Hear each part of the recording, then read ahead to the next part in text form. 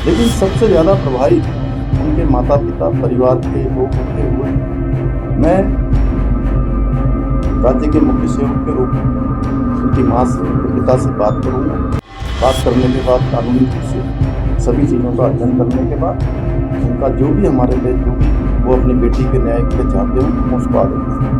जी हां दोस्तों, एक तरफ पूरे प्रदेश में अंकिता मामले में वीआईपी मामले की जांच की मांग ने तूफान मचा रखा है, तो वहीं पहली बार कुछ ऐसा हुआ है, पहली बार ऐसा लगा है कि इस मामले पर अब बादल छटने वाले हैं। प्रदेश के मुख्यमंत्री पहली बार सामने आए और कई सवालों के जवाब धड़ाधड़ दे गए। कैसे अंकिता केस में पहली बार मुख्यमंत्री पुष्कर सिंह धामी ने तोड़ी चुप्पी और किया बड़ा ऐलान, जिसका इंतजार प्रदेश की जनता कर रही है। बताऊंगा आपको इस रिपोर्ट के जरिए पूरी खबर। नमस्कार, पहला मैं पंकज रौतेला, आप देख रहे हैं उत्तराखंड न्यूज। दोस्तों, अंकिता केस की क्या सीबीआई जांच होगी? ये वो सवाल है जो पहाड़ की सड़कों से लेकर राजधानी की गलियों में गूंज रहा है, लेकिन अब लगता है कि हम सबके सामने सरकार एक बड़ा फैसला जल्द देने जा रही है ताकि सारी आशंकाओं से पर्दा हटे। प्रदेश के मुख्यमंत्री ने सीबीआई जांच को लेकर क्या कहा? क्या स्वेच्छा से आइए और हमें सबूत दीजिए, जबकि आप खुद कह रहे हैं कि माहौल प्रदेश में खराब हो रहा है। आपको तो उन्हें लेके आ जाना चाहिए था। क्या हम ये समझते कि सब मामलों में प्रक्रिया ऐसे ही रहेगी कानून की जैसे इनमें रखी गई? आपको जानकारी है उनके बारे में, कहाँ है? सर, मैं कानून तो आप भी मदद करिए ना हमारी।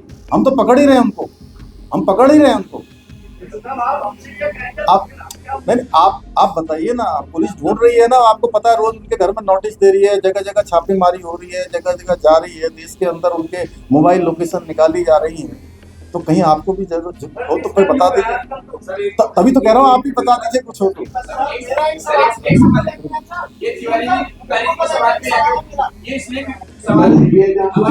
दोस्तों, मुख्यमंत्री पुष्कर सिंह धामी पहली बार सामने आए अंकिता मामले में। उन्होंने पत्रकारों के सवालों का सामना किया और जवाब दिया। उन्होंने सीबीआई जांच की हामी तो नहीं भरी, लेकिन ना भी नहीं कहा। जो सीएम धामी ने इस बड़ी प्रेस कॉन्फ्रेंस के जरिए कहा, वो इस बात की ओर इशारा कर गया कि अंकिता केस में आगे तमाम नए तथ्यों की जांच होगी और अगर अंकिता के माता पिता चाहेंगे तो सीबीआई की जांच से इनकार नहीं किया जाएगा। वे प्रकरण में राज्य की जनता को भी कहीं ना कहीं सबने संवेदनशीलता के साथ इस मुद्दे पर विशेष रूप से अपनी भागीदारी भी की है, अपना मत भी दिया है। लेकिन सबसे ज़्यादा प्रभावित उनके माता पिता, परिवार के लोग उनके हुए हैं। मैं राज्य के मुख्य सेवक के रूप में उनकी माँ से, उनके पिता से बात करूँगा। बात करने के बाद कानूनी रूप से सभी चीज़ों का अध्ययन करने के बाद उनका जो भी हमारे लिए जो भी वो अपनी बेटी के न्याय के लिए चाहते होंगे हम उसको आगे बढ़ाएं। दोस्तों, सीएम धामी ने साफ तौर पर तो नहीं कहा कि सीबीआई जांच होगी, लेकिन इतना जरूर इशारा कर गए कि वो अंकिता भंडारी के माता पिता से बात करेंगे। न्याय दिलाने के लिए जो वो चाहेंगे हम वही करेंगे। उन्होंने ये कहा, यह भी कहा कि लोगों ने इस मुद्दे पर संवेदनशीलता के साथ भागीदारी निभाई है।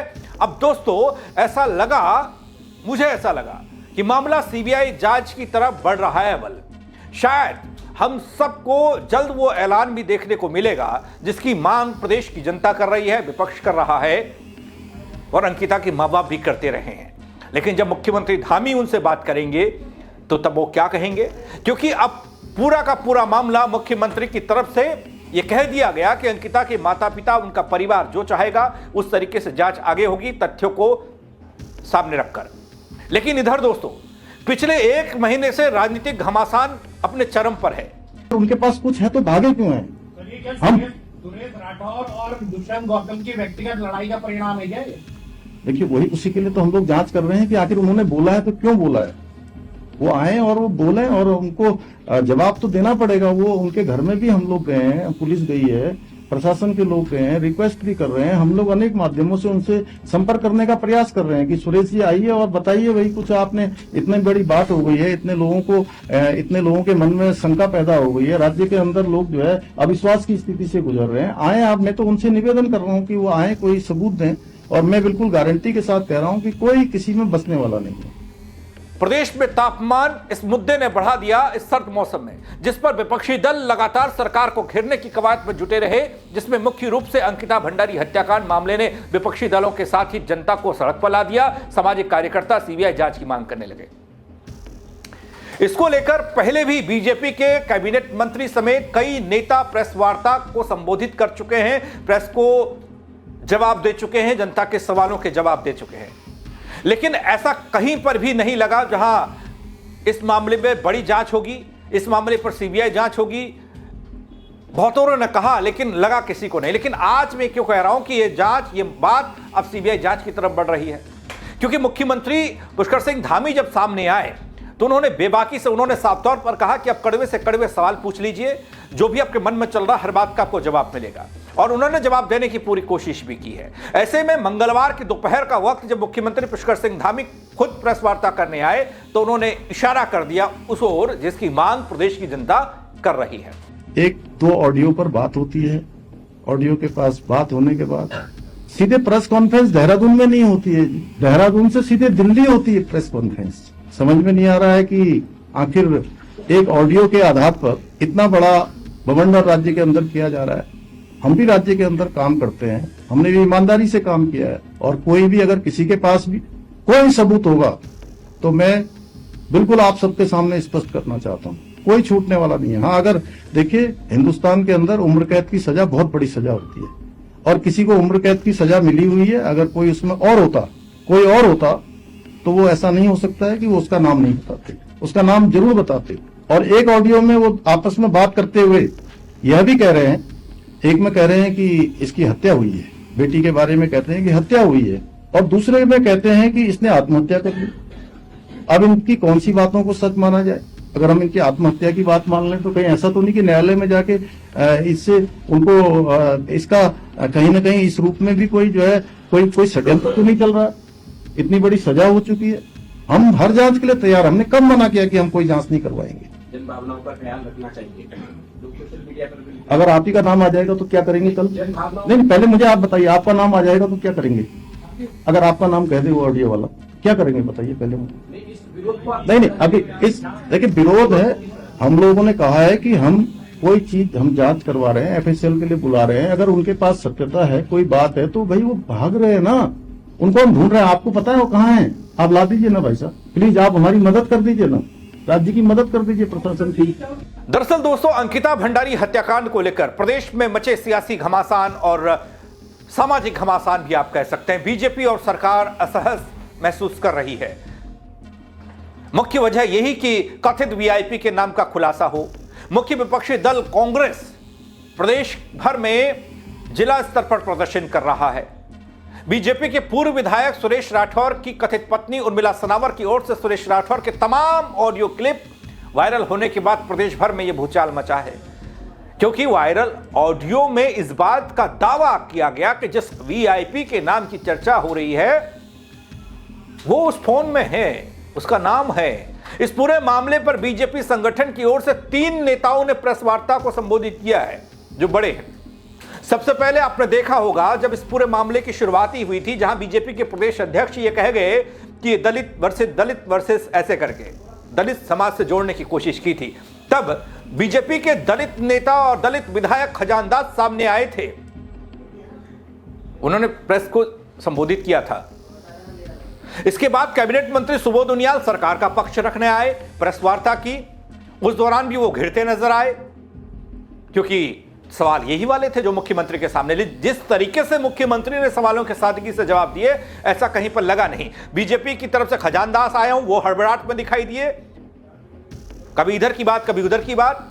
सुबोध उनियाल आए थे तो इधर उधर की बात कर रहे थे। लेकिन आज जब मुख्यमंत्री धामी आए तो उन्होंने सटीक 1 to 1 एक सवाल का जवाब देने की कोशिश की।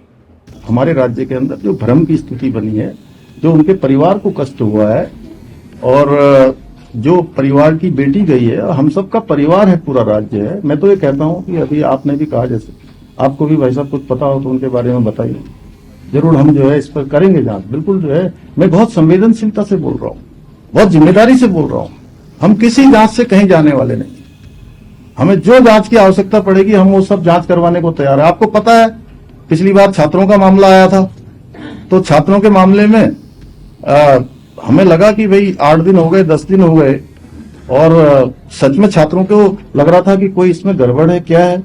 तो हम गए, उन्होंने कहा कि भाई यहाँ पेपर आ गया, बाहर आ गया। एक बात थी, उसकी सीबीआई जांच होनी चाहिए, तो हमने सीबीआई जांच की संस्तुति करी और उसके बाद पूरी कमेटी बैठा ली। कमेटी बैठाने के बाद हमने उस परीक्षा को भंग भी कर दिया। इसमें भी अब जिन्होंने शिकायत करी है, उस अगर वो उनकी मंशा अगर साफ है, वो न्याय दिलाना चाहते हैं, हम भी न्याय दिलाना चाहते हैं। हमारी बेटी है, हमने न्याय के लिए ही उसके लिए इतना संघर्ष किया कि एक दिन भी आरोपी तीनों के तीनों जेल से बाहर नहीं आ पाए, एक दिन भी जेल से बाहर नहीं आए। उम्र कैद की सजा हो रही है। अगर मान लिया जाए कि यहां पर महेंद्र भट्ट जी हैं, ये हमारे महामंत्री हैं, अगर ये किसी आरोप में दोषी होंगे और जेल ये चले जाएं, प्रभारी जी हमारे, बताइए मुझे। तो अगर ये जेल जा रहे होंगे, सजा हो रही होगी, तो क्या इनका नाम नहीं बताएंगे? उन तीनों ने नाम बताना चाहिए था। लेकिन उसके बावजूद भी ये प्रकरण आया है, बहुत गंभीर प्रकरण है। इसके साथ ही बीते दिनों आपने देखा होगा, राज्यसभा सांसद नरेश बंसल साहब, भारी भरकम नेता, वो सामने आए। अभी 2 दिन भी नहीं हुए। अंकिता भंडारी हत्याकांड मामले में अपना पक्ष रखने के लिए, संगठन का पक्ष रखने के लिए, राय रखने के लिए सामने आए। इस प्रेस वार्ता के दौरान नेताओं को, पत्रकारों के सवाल ने काफी ज्यादा परेशान किया और नरेश बंसल साहब तो हाथ जोड़कर उठकर चले गए जब जवाब बना नहीं। क्योंकि जवाब देते क्या, देना नहीं आ रहा, बोले क्या, बोलना नहीं आ रहा। प्रदेश में मचे राजनीतिक घमासान और विपक्ष की ओर से लगातार उठाए जा रहे तमाम सवाल, नेता कोई ठीक ठाक जवाब नहीं दे पा रहे। वहीं दूसरी ओर अंकिता भंडारी हत्याकांड मामले में नाम जुड़ने के बाद बीजेपी नेता दुष्यंत गौतम एक्टिव है। दिल्ली हाईकोर्ट में कांग्रेस और आम आदमी पार्टी के खिलाफ मानहानि का मुकदमा कर दिया, छवि को खराब करने का आरोप लगा दिया।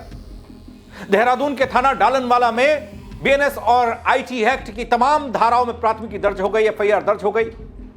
अंकिता भंडारी हत्याकांड मामले में बीजेपी के पूर्व विधायक सुरेश राठौर और कथित पत्नी उर्मिला सनावर के वीडियो ने बीजेपी के भीतर खलबली मचा दी गई। इस पूरे मामले के सामने आने के बाद से ही कुछ दिनों के भीतर ही बीजेपी के 3 नेताओं ने अपने अपने पदों से इस्तीफा दिया। बड़े नेताओं की बात कर रहा हूं, छोटे छोटे नेता पता नहीं कितने हैं।